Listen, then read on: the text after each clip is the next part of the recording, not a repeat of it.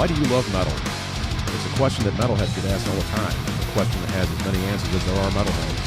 You can love Black Sabbath, Lamb of God, and Meshuggah, but the specific reasons you love each band may intersect very little, if at all. The purpose of this show is to dig into the question, to explore and celebrate the vast stylistic variety within the metal genre.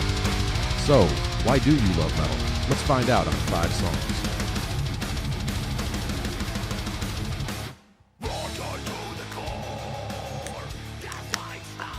And here we are, cracking open another episode of 5 songs.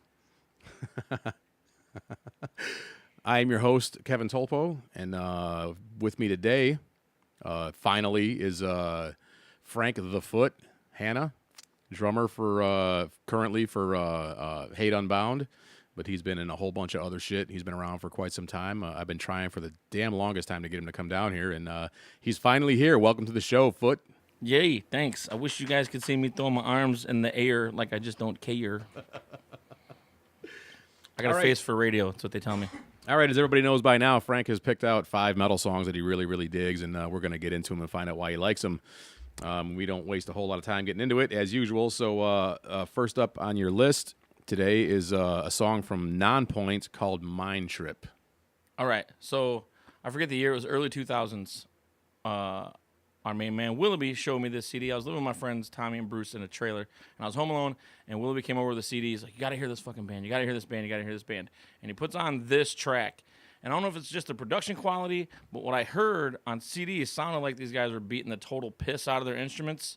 I mean, that just sounds ferocious. It's nothing complicated. It's really, really simple, but it sounds like they're just going really hard on it. Right. And then when we saw them live, Willibey still got a scar to prove it, at Ozfest. He's got a scar on his knee, not anywhere anally.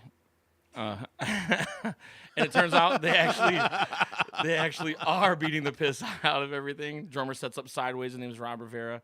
And the drummer and the singer are founders of the band. They're Puerto Rican, so they have a lot of Latin kind of feel sometimes to some of their songs. Not this song. This song is just straight up beast mode the entire time. And the way the singer plays with the vocals is fun, too. Right on. All right. With that, I don't think I've heard the name of this band. I don't think I've ever heard anything from them. So this will be a first for me as well. This is Nonpoint with Mind Trip. Check it out.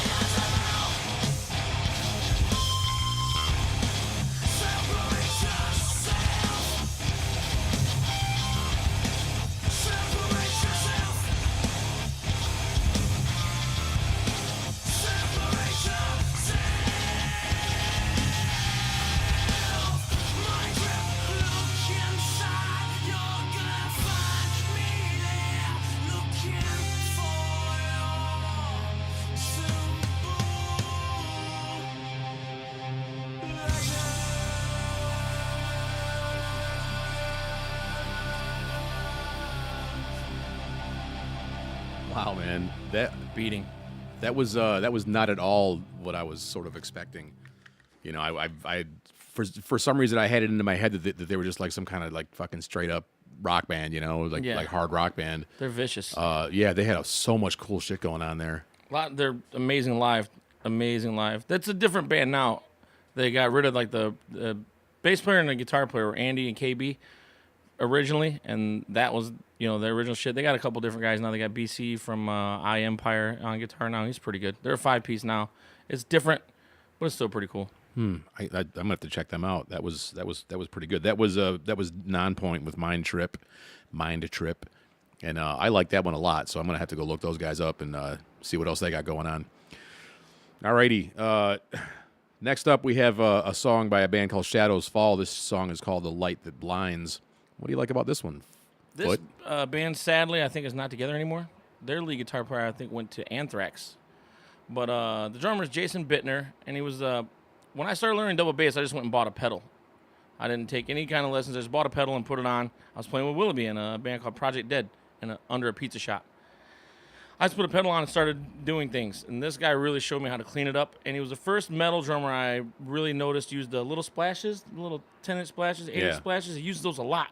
And I was like, is that metal? I didn't know that was metal. I didn't know you were allowed to do that in metal, man. I got to buy me some fucking splashes rules now, right? I didn't know. I don't know shit. So he's doing all these really cool things on the splash, and he plays with his feet are just amazing. And this particular song, and the break is a drum break instead of like just like a whole band breakdown. Bass breakdown. It's a drum breakdown. Yeah. It's fucking just amazing. I have a DVD of it, and like try to learn it over and over and over again. It's just how his hands are really fast. He's a really good drummer. He wasn't the original drummer, but I don't know what they're doing now. It's kind of a bummer. Right on. They were good. All right, then, well, let's check it out. This is The Light That Blinds by Shadows Fall. Ignore the intro. It's soft. Aww.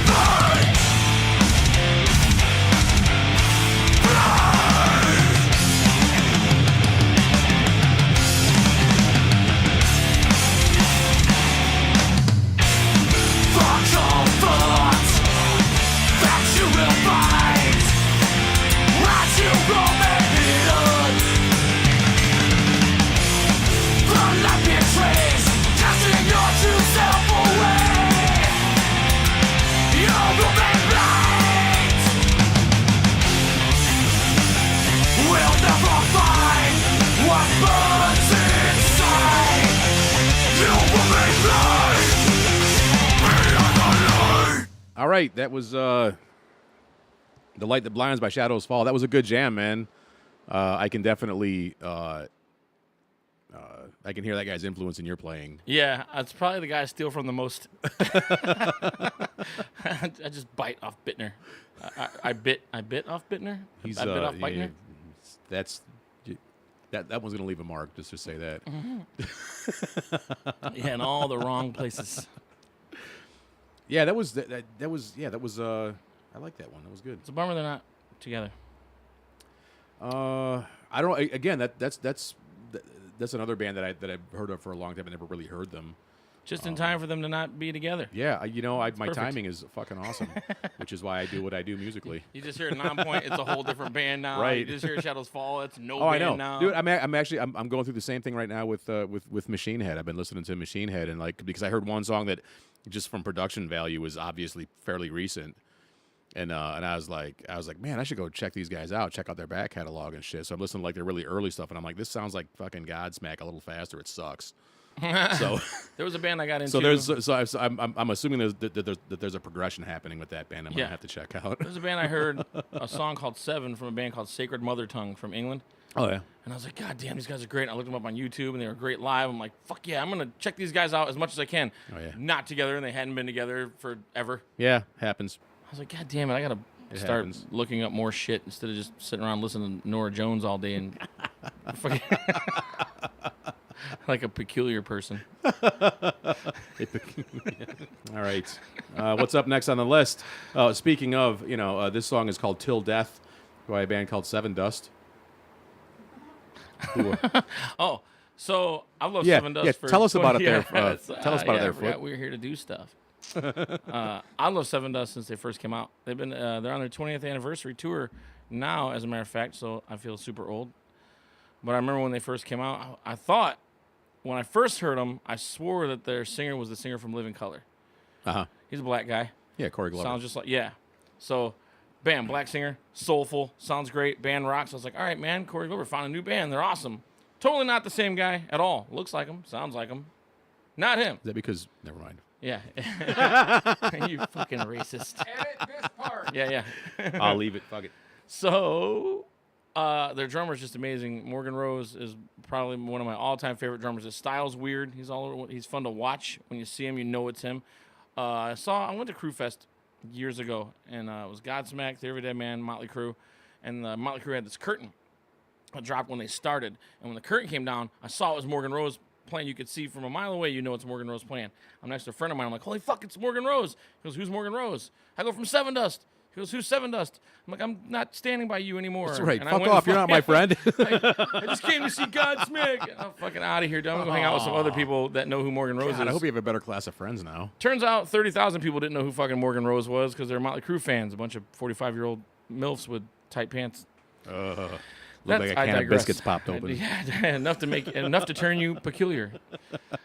So anyway, Morgan always had kind of a similar style. The first few records, he did a lot of the same. I mean, it was great. It was in the pocket. He's creative, but it was similar a lot. It was easy to pick up his style because once you figured out what he did on this record, you can figure out what he did on the next record pretty much. Now he's, how some songs are like guitar driven, some are vocal driven.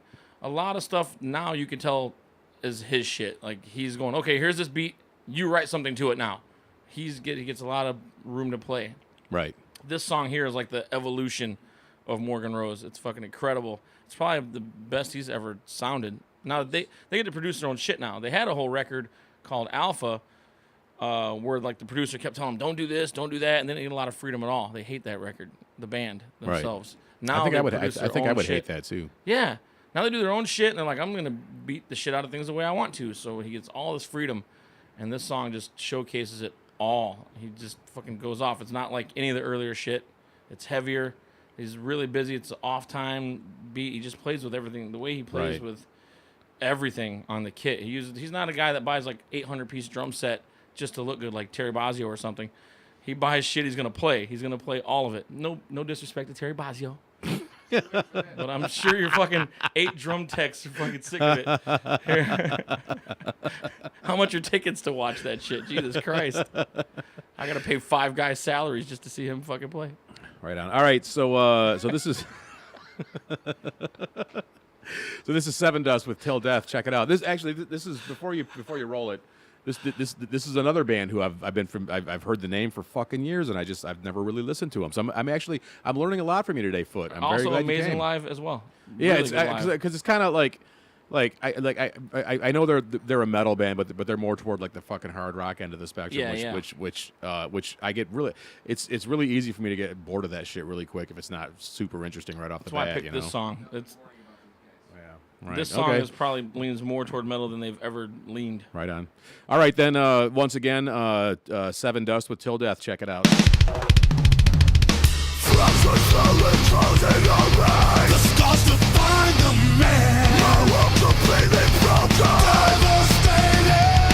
Suffering up from your end only. Closed eyes and pain for life. Sometimes the world goes spinning. Separate myself from all the fear and dread. I can't deny my faith no more. Till death, I separate myself from all the filth and dread. I can't deny my faith.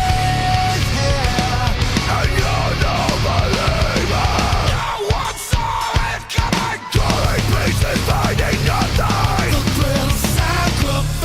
My heart completely apart. Underneath it, got an empty body human. The words that saved my life. No more war. I can't deny my faith no more. Till death, I separate myself from all the filth and dread. I can't deny my faith, and you're no believer.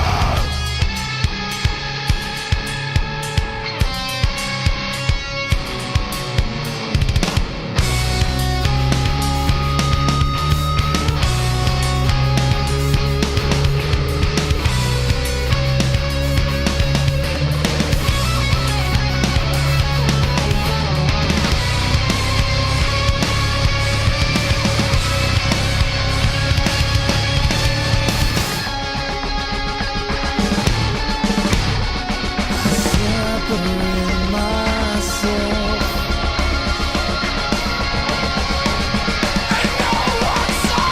Till death, I separate myself from all the filth and dread.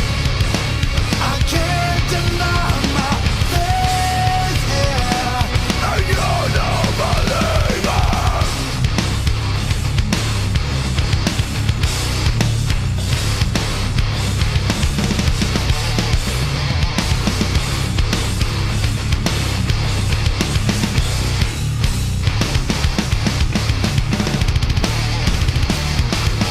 Yeah, man, fucking Foot's bringing the jams. You gotta. I can't play. I'll be listening to this episode more than a couple of times, I think, because you brought some serious shit there. Like your first three songs. Good lord. Well, man. the next two, everyone already knows Yeah. these two songs, but I brought them just because of the influence. It's Foot being a downer. Yeah, time to bring it down. Time Bring to it play down a some little bit. the love Simmer songs. down, simmer down. This Yeah, next yeah. one's an Al Green cover. Yeah, a little bit. It's This baby next making one- music right this here. This next one is actually a Lamb of God song called Ruin. So I mean the drummer for this band is he's a tight He's a very premier. He's probably the cleanest guy. very tight, Yeah. very clean guy. Again, in the middle, sweet drum breakdown that leads to a. No, he does the weirdest shit. He does weird shit with his feet. He does weird shit with, like, you think he's supposed to hit the snare here, but he hits it on the over here instead. My first impression of the guy when I first heard him was that he does a lot of really weird shit with the brass. Yeah, well, he again plays with everything. Yeah. And he uses a bunch of little. He was like the first guy to use this one. I don't know what the symbol's called that he uses, but he rides it. It's a little splash, but it's not like a regular splash. It's like a trash splash or something. Yeah. Chris Adler we're talking about for the uninitiated. His brother's in the band. Imagine that. Another band with two brothers in it that rock. Van Halen, Pantera. Arch Enemy, I think, where they had two brothers before Jeff Loomis came in and made them way, way gooder. Way more to school to Even though they hired that cunt with the blue hair. No disrespect to the ladies in the business. Just that one. I just don't hear good things. I just don't hear good things about. Certain. Yeah. Yeah. Her name rhymes with Melissa. Don't care. Anyway, Don't care. Adler's he just spends like hours. I saw like a DVD one time. He just spends hours just with a pedal up against like a practice pad, just trying the funkiest shit with just keeping the feet going all the time. And there's all kinds of triplets where they're not supposed to go. I'm gonna put one here, and It's then the best place to put them. on the next measure where I put it last time. No, I'm gonna put it on the over here this time. Just when you think you learned that part, because I try to learn off of listening. Okay, I got you there, and then a measure later, he puts it somewhere fucking else, and I'm like, God damn you! And then I gotta try to remember. I've never said God damn you more to a drummer in my life than Chris Adler, because every time you think you got it, he's like, nope, I'm not gonna do the same thing I did. There's another drummer like that, the Killswitch drummer. They'll do the same riff for like a whole verse, but he'll do 3 different fucking drum beats to it. I'm like, damn it, just ride the groove, man. But it works out for them. It Right. works for them. So Chris Adler's like that. You're like, all right, I got your triplet there, motherfucker. Boom. It's on the E-anda now instead of the 2. And then when you're like, all right, it's on the E-anda, then the next verse, it's back on the 2 again. And you're like, it drives me nuts. But if you're not advancing, then what's the use of it? Exactly. All right, let's check it out. Lamb of God, Ruin.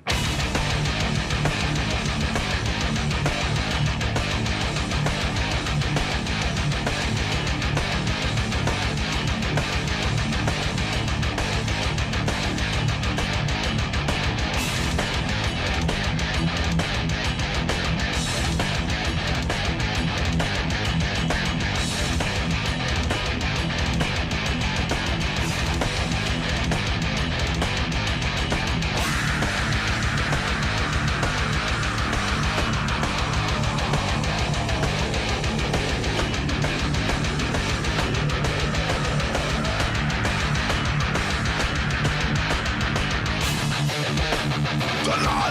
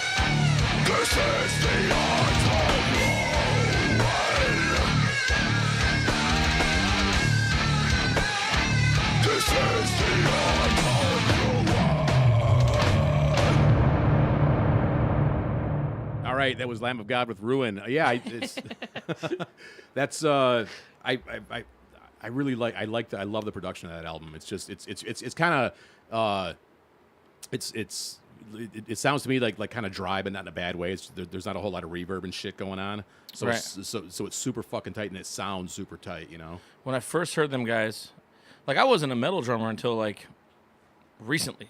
I mean, like pretty recent. I grew up playing blues and funk and shit like that, and Johnny Cash, and the mandrels and things like that. I'm from Kentucky, so I didn't become. When I first heard Pantera, I thought it was garbage. I know it's blasphemy, but I was like, what the fuck? I grew up in the '80s, unfortunately. So did I, but So fuck, man. I was like, yay, Motley Crue, and yay, all this other peculiar shit. Yeah, I grew up with the same shit. The first Pantera song I ever heard was "The Sleep," and I was like, "Who the fuck is this?" I think I was hearing stuff off of Vulgar, and I was like, I never heard anybody screaming or anything before. Yeah. I just heard pretty vocals all the time. And I was like, what the fuck is this garbage? I was like 22. I go, fuck this. My friend's like, this is the next big shit. I go, get the fuck out of here with that. That's garbage. It's noise. And then when I finally got an education in music through playing and experiences, listening to things, then I was like, this is the best fucking thing I've ever heard. I've been trying to make up for lost time ever since. Right on. All right, then. Let's move on to your last song on the list. Speaking of Pantera, this is a Pantera song called "Domination." This is my all-time favorite metal song ever. There's been a large debate for years what he says in the beginning. It's either first take like a motherfucker or fart stinks like a motherfucker. Nobody's really sure. In the beginning, they're like, fart stinks like a motherfucker. 1, 2, 3, 4. So nobody really is sure.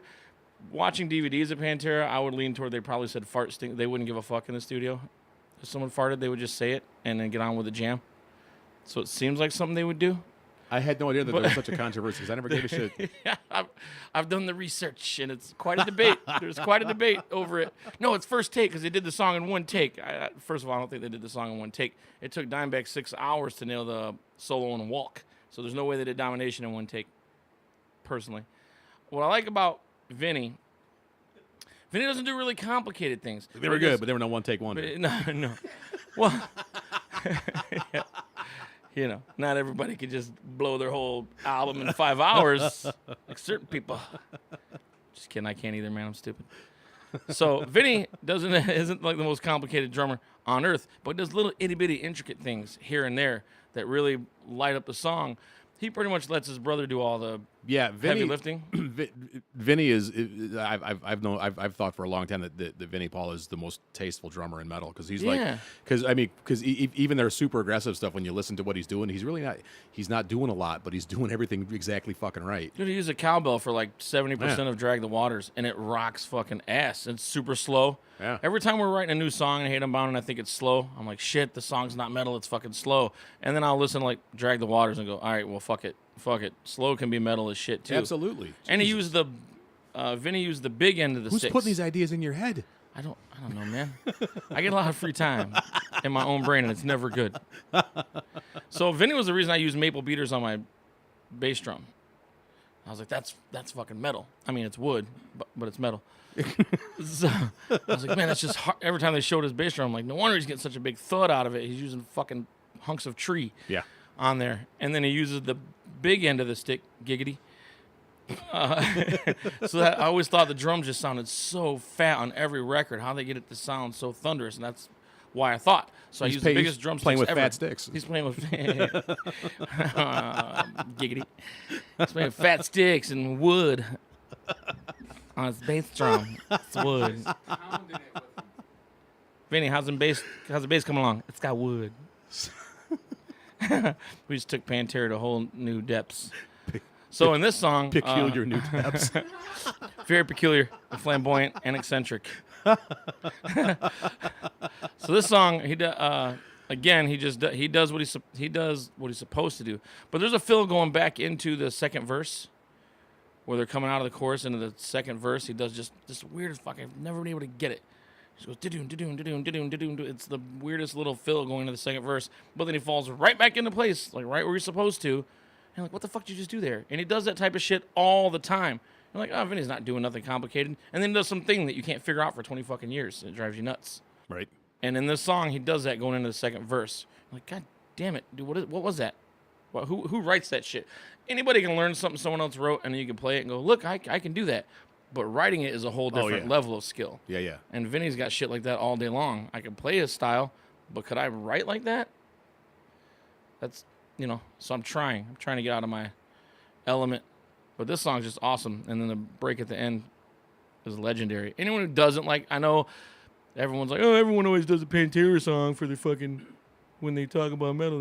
That's fucking gay. Blah. Peculiar. Really. That's peculiar. Not on this show. Anyway. But anyone who doesn't like Domination is just being a fucking elitist prick. I'm just trying to piss off anyone I can today. That's right. If you don't like Domination, you suck. I mean the song. I'm not into your feelings about, duct tapes and ball gags. This kind of went off the rails somewhere. Weren't you just talking about your brain not being a good place to hang out? Yeah. See, I work in a warehouse 10 hours a day with my headphones in, and the other day I spent 2.5 hours writing my dad's eulogy, and he's still alive. Oh, Jesus. So, yeah, it's a dark I hope place. he doesn't listen to this. No. He's going to. No. There's no fucking Ricky Skaggs or NASCAR on this podcast. When we get to the Bud Light and Camel cigarettes portion of the program, my dad will listen. All right. Until then, check out Pantera. This is Domination.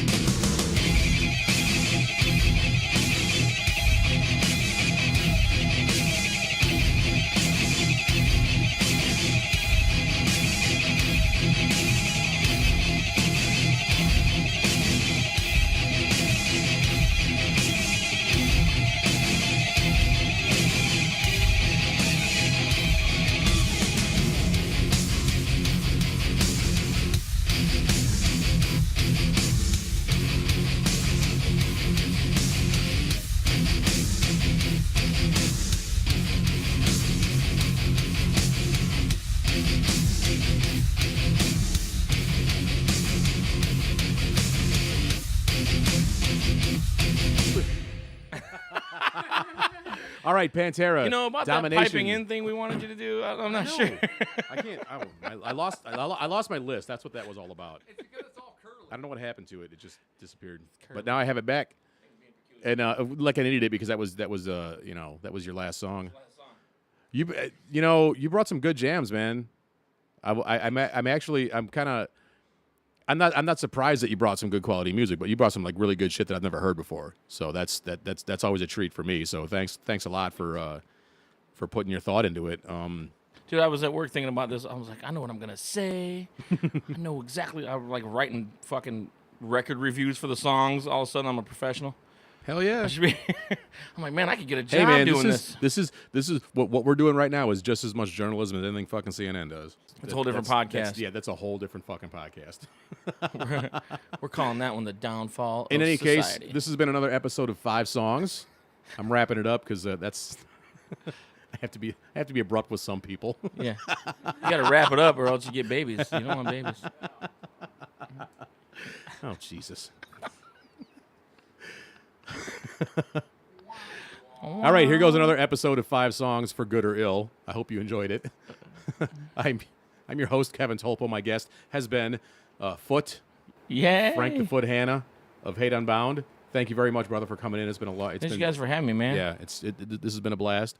Willibey, as usual, doing the engineering and editing and making us all sound good. We are here at the Maidstone Theatre again, as usual, in Ypsilanti. Thank you very much, John Archer, for letting us do this here.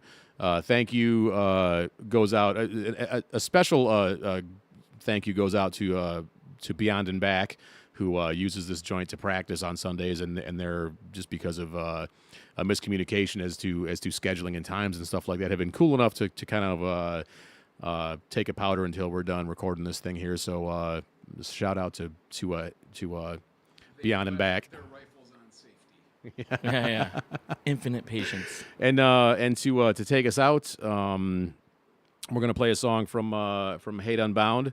This song is called Plague. Check it out, and we'll see you next week.